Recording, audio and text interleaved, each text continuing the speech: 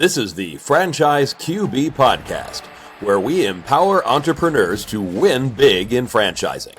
We huddle up weekly to educate our audience about the most successful small business model ever created, franchising.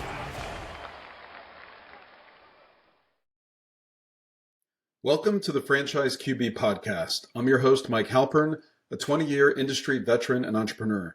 My mission is for listeners to achieve their American dreams of creating wealth and independence through franchise ownership. Every week, we speak with franchisees, franchisors, or vendors that support the industry. Thank you for joining us, and let's get started. Joining us in the huddle today is Brian Lowe, CEO and President of BML Public Relations. Welcome to the show, Brian. Thanks for having me, Mike. I appreciate it. Great. So how did you get into public relations? So, I think I'm one of the lucky ones that sort of fell into my passion. I went to a small undergrad in Vermont, and I remember, I was a general communications major and wasn't really sure exactly the path I was going to go down. And my advisor, he came up to me one day and just said, "You'd be good at public relations, and there's, a PR chair vacant on the student government, so you should consider that." And from there, again, if I didn't have that conversation with him that day, God knows where I would have wound up. But definitely fell into PR kind of accidentally, and had right out of college ended up grabbing a PR job at a couple agencies that I had short stints at because it was just kind of blah. Until I found an agency that was a lot of fun and really where I cut my teeth in PR.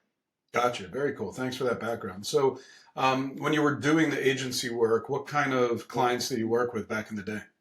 Yeah, so back in the day, the place that I really, again, kind of cut my teeth on was a place where, I was fortunate enough to work with some iconic brands. So I came up, in the agency world repping Disney and Oreos, Campbell's Soup, Progressive Insurance, Verizon, and on and on. So I really got an opportunity to look inside some of the biggest, most iconic brands in America, if not the world, and see how they operate and see how everything works behind the scenes, and then be part of that planning and be part of that strategy. So so that was really interesting. But then when I started my firm, for me I was this was 17 years ago. So I was 26, 27 years old. I kind of burned out in the big agency world, to be honest with you, and started my firm with a $300 press release project. I grew up in a family business, and I knew that I wanted to be a business owner in something. Wasn't interested in the family business necessarily, but yeah, basically started this thing with a side gig for $300 and have grown it over the years to represent a mix of national and regional powerhouse brands across a bunch of great categories and with franchising certainly being front and center. Yeah, I want to get to franchising in a minute. So, it's really cool that early on in your career, you get to work with some of those names that are household names that you see on TV all the time. Everyone's familiar with those concepts and those brands. And then you mentioned that you started your own firm, which is BML. So what was the impetus to kind of go out on your own? You mentioned that $300 press release project. So what was the moment you're like, you know what, I'm all in, I'm going to do this. I'm going to be self-employed. You and I happened to start our businesses at the same time. When my son was born in 2006, that's when I left my employer and decided to give it a shot. And I'm like, hey, I'm all in because I have another mouth to feed. But what was the moment you're like, this is what I have to try out and see if it works?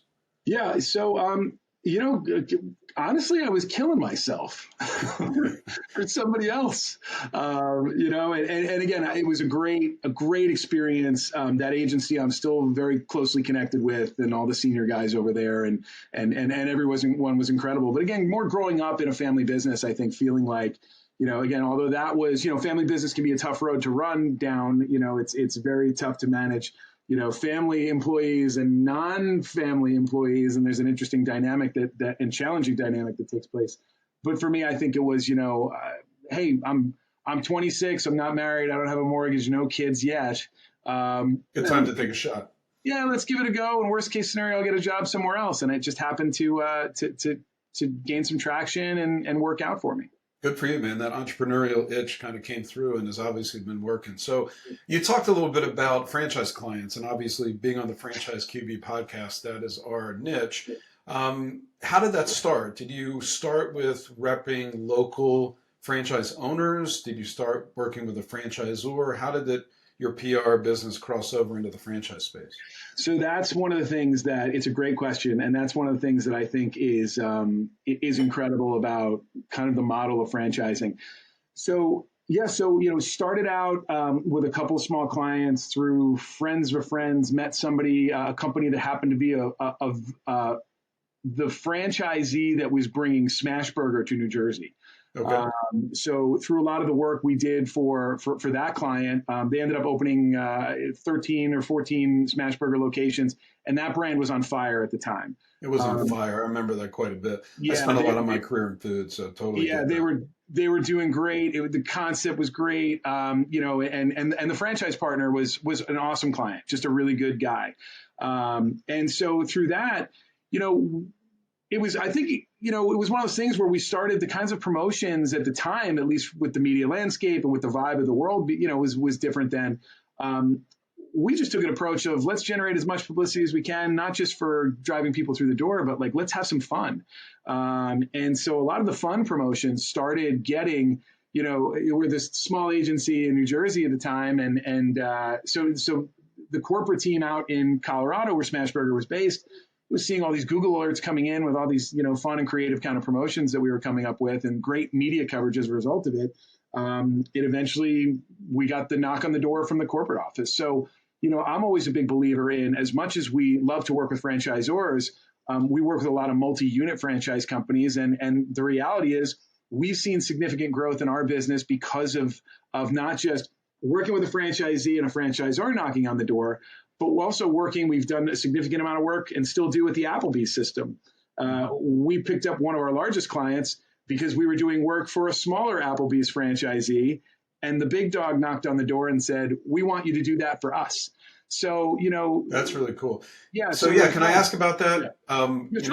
You're referencing the Flynn Group, which is the world's largest franchisee, period. They have thousands of locations in multiple states. They're in many industry categories, clearly casual dining and other types of food concepts. So, what kind of services do you provide for them, and how did that relationship begin? It was basically they saw the progress you were making with the smaller owner, and they said, "Hey, let's give you a shot and kind of see how you can help us, with public relations with our models." Absolutely. So one of their marketing people who has just since retired at the end of 2023, she was incredible to work with. We've been with Flynn Group now, I think for about 10 years. The services are really, the franchisor level really creates a lot of different promotions and rollouts and launches and things. And, those are launched at the national level. From there, what we really do is we try and take a lot of those promotions and campaigns, and we then take them to the local markets. So we're pitching, local food writers, morning shows, regional business stories related to acquisitions. So we basically take it to that next level that hopefully reaches the consumers in the markets where our brick and mortar locations are, which in theory, helps drive them or pull them through the door, depending on what the promotion is. Yeah. And just to kind of give context, some of the brands that the Flynn Group operate, you mentioned Applebee's, Arby's, Taco Bell, Panera, Pizza Hut, Wendy's, 44 states. So that's a pretty large operation. And it seems like the primary objective with, a franchise owner is going to get, bodies in the door. Bodies in the door, creating promotions that, first of all, it's about generating publicity, right? To make sure we're looking to plant the bug in consumers' ear that, hey, don't forget, we exist. Hey, don't forget, here's what we're doing. Because, nobody's going to turn off a TV, close a newspaper, close a browser and say, I need this right now. But the point is when the consumer is ready and they have a need, hey, we're going to go out to dinner this weekend. Where should we go? In theory, we've just kind of planted a bug in their ear. And ideally, we become, the option, or at least in the consideration set, if we're not the place they walk through the door. And the key with PR with that is consistency, right? Mm-hmm. So you don't get them every time, but, you try and keep that consistency going so you get the most of the time. Yeah, makes sense. Yeah. So let's take a step back at a higher level and discuss what public relations is and how it benefits franchise concepts. So yeah, public relations really means different things to different people, but I think the simplified definition is it's really disseminating the information to the public to influence their perception, right? Or drive action. So, marketers, we talk about influencers all the time, but, from my seat, this is one of the things that I've been touting over the last, handful of years, is that PR people, we are the old school, we are the OG influencers, right? So since, P.T. Barnum, it's all about, spreading the word, creating the perception, driving reputation, all of those things, right? So the goal of PR in general really is to inform, educate, or entertain the general public, tied to your brand or offering. So, that's how we it really can significantly benefit franchise concepts and enhance the brand visibility. It helps build trust among consumers. It helps attract potential franchisees and investors. So, we're always talking about it's not just consumer focused. Everyone is a consumer, right? Whether you're reading trade, business, consumer, everyone is a consumer and is a target for the types of concepts that we work with. So it also helps. So we speak to multiple audiences, and in theory, we want somebody to see a business story about a client as well as see a consumer story. And then, if they're relevant in the trade, they see something in the trade. We're looking to hit them at every touch point that we can. PR is also one of those things that helps maintain a positive brand image. It fosters community relationships. It can also address negative publicity effectively. So, I think for us, we're looking to project a brand image, or information about a brand specific to what they're doing. We're looking to project that to reach our audience, but we are also in many ways looking to protect the brand as well. So there's a lot really going on under that umbrella, but it really is. It's a very cost effective. It's not just because it's what I sell. If you look across the board at like marketing tactics in the marketing mix, it's a really efficient, effective bang for your buck because you can tell stories all day long. You can constantly try and generate publicity that relays, creates stories that generates messaging, which hopefully creates that action and drives people through the door. Yeah, and I think those stories help create momentum. And when you have a brand that has a good story and it has momentum, whether you're looking to invest in that franchise system as an entrepreneur or you're a consumer that's going to frequent that establishment, I think PR plays a role in both of those sides, like you said before. And you mentioned consistency. That's got to be a huge part of the mix because the message gets lost if it's not reinforced. So I can see, if you have effective methods to kind of keep that brand top of mind and be creative with it, it could be great for the franchise owner that's looking to drive traffic and sales, and then also the franchise system that's looking to attract great owners to kind of build the brand. Yeah, when you look at franchisees as well, right? Potential investors, right? These guys, they're saying, "Hey, I've got money and I want to opt into a system. And how well is that system going to support us? Is it just I buy the rights to all the trademarked assets and then I'm on my own?" So that's where I think that it's definitely a development tool. Significantly, we do a lot of developmental PR to make sure that if people are putting their toe in the water and considering buying into a franchise, that they see a ton of media coverage because it makes them at least realize, okay, great, these guys are moving. There's momentum and it's consistent. And then the one last thing to your point, right, is the consistency. There's nothing that's a quick flash in the pan that is going to get you to the promised land in any way, right? So at the end of the day, that consistent visibility in media outlets that your customers consume, that's how you remain top of mind. And from a consistency standpoint, our strategy is always to put you where kind of fish where the fish are, right? So, with the exception of Vogue or maybe the Super Bowl, right? So like nobody's ever closed a magazine or turned off the TV and said, wow, those ads were incredible. PR is what gets you to where people are going to find the latest and greatest. So New York Times, if you're a single restaurant in New York City, you're just one location, you're vying for the New York Times restaurant review because that's where people are going to figure out what's the latest and greatest to go. So it's very similar, and it adapts to franchisees as well. Very cool. So yeah, let's drill down further on that. So, a franchisee joins the system. They're looking to kind of be in the limelight. How do franchise owners at the store level leverage PR to attract customers, build sales, and scale their business? What kind of methods do you use in your agency to kind of achieve those goals? Yeah, absolutely. So look, brand storytelling is really important, and that's really leveraging. Like again, we started off this interview, and I gave you the background on which helped build my credibility, right? What's my experience? Where have I been? Where are the successes? Brand storytelling. You want to be able to craft compelling narratives about the franchise, for either the franchise origin or the franchisee's story. The origins, the values, the achievements. You want to connect those with the audiences and build a positive brand image. So it's a way for you to showcase really successful franchises through PR efforts. You want to highlight those stories. You want to talk about those achievements and attract potential franchise partners and instill the confidence in the brand and continue to build it. So storytelling is great. I think a thing that is also can be challenging for franchisors sometimes, and we've seen it work really, really well when you put in the right process, is really, listen, there are incredible stories happening in these franchise systems every single day that the franchisors may never know about. Right. It could be as simple of if we had an Applebee's manager who just in his free time, he was an overweight guy at one point, decided to take up long distance running. And here at a location in New Jersey, he ran 100 miles to raise money for kids' cancer charity. That's awesome. That's a great story.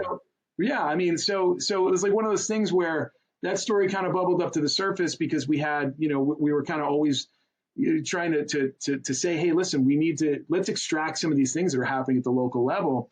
And we've gotten some great mileage out of it, not just mileage for publicity, and not mileage as a pun because of how long you run, but this guy was able to also raise a significant amount of money because of the publicity that we supported him with. And our client made a donation, to support the cause as well. So there are great stories like that in every system. And it's, really trying to leverage the different layers between the franchisor and the store level to really try and extract those. It's hard, but the rewards will be there if you're able to do it. Yeah, very cool. That's really neat. So we talked about the positive side of PR. Obviously, things sometimes don't happen that way. And, there's obviously ways to leverage PR for growth. But what happens when things go bad? How can PR help in a crisis?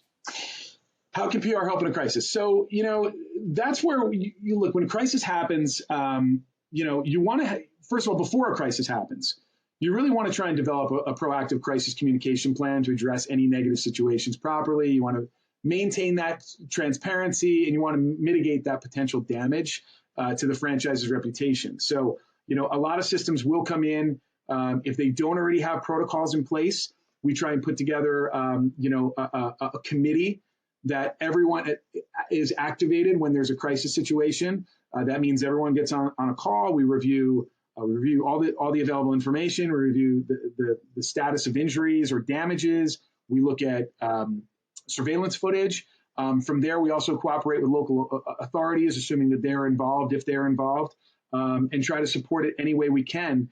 It's really important that you have to have those protocols in place when it hits the fan, because what happens is people start running way too fast. Mm-hmm. So you want to make sure that there are effective protocols in place should a negative situation arise. How exactly, from a blanketed standpoint, do you manage it? That all depends on the type of situation. But the point is that, look, you never lie. You always want to cooperate. You want to be transparent. If you made a mistake, you acknowledge the mistake, or you look at Starbucks years ago, had a great situation where, not a great situation, it was a horrible situation, but they handled it incredibly because they shut every location and decided to retrain the staff related to the situation, which I believe was a discrimination situation. So when you look at now that was a horrible situation that PR wanted to also protect the brand. Sure. And you get to a point where you say the best solution and the best option is to really step back and do the right things, right? And to do that, they put the right thing over profits. They closed for those days, and they emphasized, the training, which was huge, and I think was something that really helped them get through that difficult time. Yeah, it demonstrates that they care about fixing the mistake, acknowledging the mistake, looking it in the eye, and making a change. And putting their money where their mouth is, taking revenue out of the system to fix the problem before they kind of fire operations back up. And, to me, I spent a lot of years in the food space, and I'm sure many of us that can think, 5, 10 years back, remember, the issue with Subway and their spokesperson, Jared, and then Sure. the issues with Papa John's, with John Schnatter. And those things happen and they're terrible things, but they're still innocent franchisees that can have a lot of problems with their sales and revenues and being boycotted by groups. And, that's not what you want for your business. So having PR there, I can see can be really effective in kind of righting the ship and getting these brands back on track. Yeah, So absolutely. yeah, Yeah. very cool. And it's one of So like, who makes a good client for you? I mean, if I own one restaurant or one home service territory, like, am I a good client for you? Do I need to scale to a certain level of locations before it makes sense to engage your services? Who do you look for in a really good client that you think you can be really effective at helping them get their messaging out and kind of promoting their business and showing them some ROI? Yeah, so I think that, look, I think it varies. I think it depends on the concept. I mean, we typically work with multi-unit, we either work with franchisor or multi-unit franchise companies, Okay. operators, because, I think at the end of the day, just the single locations don't necessarily have the budget to do it. Or sometimes it can be, they're still working with operations and smoothing out a lot of things, hopefully to kind of chart a growth path. So for us, I think, it's definitely franchisors and multi-unit. However, for me, it's important that to be a resource to people in general. So if there's anyone who needs a PR perspective, I'm happy to always discuss that with them, point them in the right direction, whether that means that we get them on board or not. Simple things too, right? Making sure that, like some of the things that we're talking about, here on the podcast today, that we're just giving them some pointers to help them succeed, because in theory, hopefully they grow that system. When they grow that system and it's the right size for us, we'd love to help them continue that trajectory. So for us, I think it varies, but I think the great news in general is that franchise concepts have so much news. I think there's more news than people realize. There are master franchise agreements. There are now opening. There's this cadence of signing the lease, the master franchise agreement, the hiring, the grand openings, the various promotions, creative promotions. There's so much that can be packed into the calendar year, and again, which is great from of all the industries we work in. That's one of the things I love most about the franchise space. There's so much news, and when we talk about consistency being key, there's never a shortage of things to promote in the franchise space. So, but back to your original question, again, anyone who's looking for a perspective or needs a little hand or just needs, we're not going to pull out the invoice and hit them over the head with it. Happy to have those conversations and be a resource, because we want to make sure people get it right, first of all, for the sake of their brand. And on top of that, there's a lot of confusion between what PR is and what advertising is. And we want to make sure that we can show people some really great things. It doesn't always have to come down to an agency. There are great ways that people can leverage PR on their own. Some of the things we mentioned earlier, but creative, as I mentioned, leaning into creative. While so many brands differ, connecting with your target audience differently than your category can typically be a way to stand out. Creative is a huge way, especially for brands that don't have the blank checks. Not that any are really writing those these days, but for a blank check, for any of those who don't have the blank check, creative is a great way to kind of get around that, right? To do something fun, do something smart, do something impactful, make people think, something profound. That's another great tool. So again, we work with systems of all sizes, but like I said, I'm most interested in helping people just embrace PR, leverage it properly, and reap all the benefits. Yeah, and I think there's obviously when something opens up, it's a grand opening. There's a lot of kind of hype around it. It's kind of the new thing, but then that fades over time, and I think that's where PR really can step in. You talked about the consistency of messaging and just kind of keeping top of mind, and there's so many ways to do it if you build out a calendar, and that's really hard to do for an operator, whether it's food or something else, where they're like focused on managing their team, making sure the quality is consistent, and having a professional that comes in and kind of oversees that side of the business is a great way to leverage what you guys do to kind of have a great outcome, which is kind of more customers, more attention, more sales, and hopefully better margins. So that all makes sense to me. So we've covered a lot of ground here with public relations. So I appreciate that, Brian. Anything else that we missed that you want to add to the mix before we wrap up? You know what? One of the last things I'll just say too is as you mentioned, it can be challenging for for a lot of different sized organizations, right?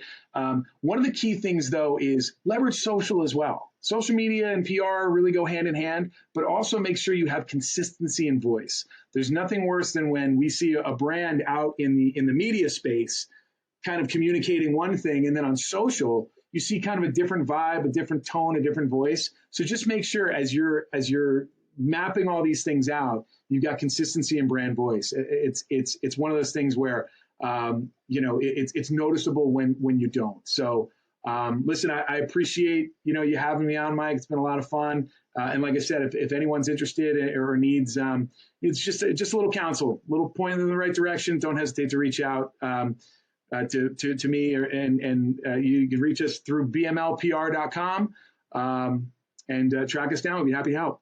Yeah, and also if you want to connect with Brian, you can also contact me at franchiseqb.com or on Twitter at QBFranchiseQB to discuss any franchise-related PR services. And Brian, I really appreciate you taking the time to get in the huddle with us and talk about BML and public relations.